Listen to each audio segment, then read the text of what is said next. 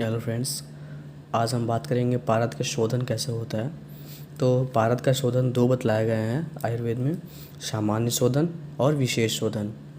ठीक है, तो जो सामान्य शोधन है, तो सामान्य शोधन में वैसे 7 दे रखे हैं बुक्स में, बट जनरली जो होता है एग्ज़ाम में 2 ही 3 लिखने को आता है, तो हम 2 यहाँ बता रहे हैं और तीसरा भी आपको बता देंगे लास्ट में। तो प्रथम विधि क्या है पारद के सामान्य शोधन का, कि जितना पारद लेंगे उतनी ही सामान्य मात्रा में चूना लेंगे। ये चूना है, तो जितना पारद उतना ही चूना सब मात्रा में लेके खल्व में क्या करेंगे, इसको मर्दन करेंगे।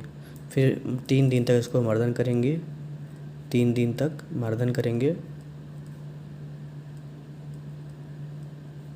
3 दिन तक मर्दन करने के बाद 2 गुने वस्त्र मतलब उसकी जो मोटाई होगी तो 2 गुना रहेगा, तो 2 गुने वस्त्र से उसके क्या करेंगे, उसको छान लेंगे उस पारद को। फिर छान के पुनः खल्व में डाल लेंगे। फिर डालने के बाद उसमें क्या करेंगे, जितना पारद रहेगा पारद का सम भाग में ही उतना ही लहसुन डाल देंगे छिलका रहित, और लहसुन का आधा भाग डाल देंगे सेंधा लवड़ डाल के फिर उसके बाद फिर मर्दन करेंगे। और फिर तब तक मर्दन करेंगे जब तक वह कृष्णवर्ण का ना हो जाए। फिर कृष्णवर्ण का हो जाने के बाद फिर से प्रक्षालन कर लेंगे।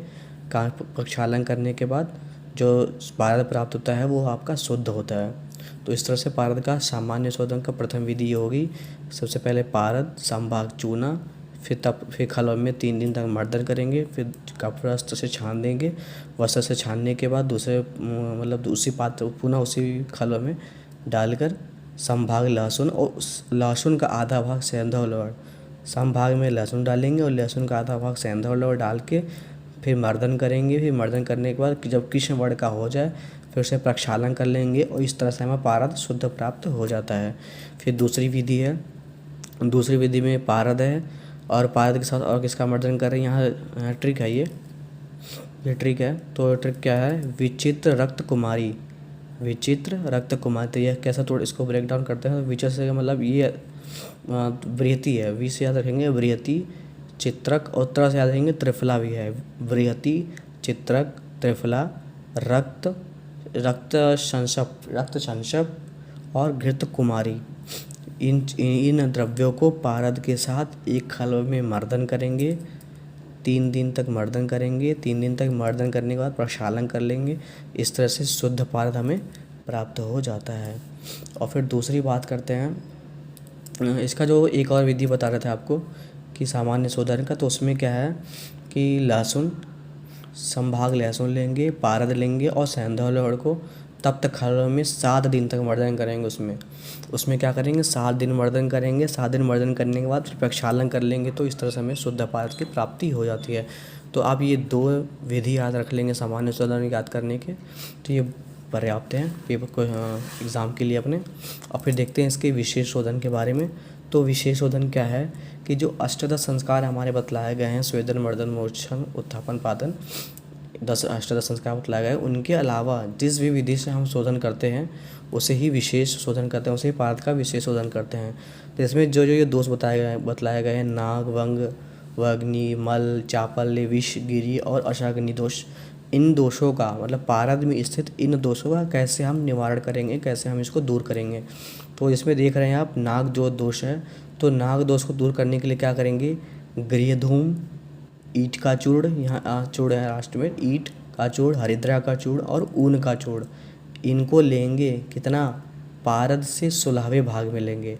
मतलब अगर पारद हम 1 भाग ले रहे हैं तो पारद 1/16वां जो भाग होगा वो इन लोगों का होगा।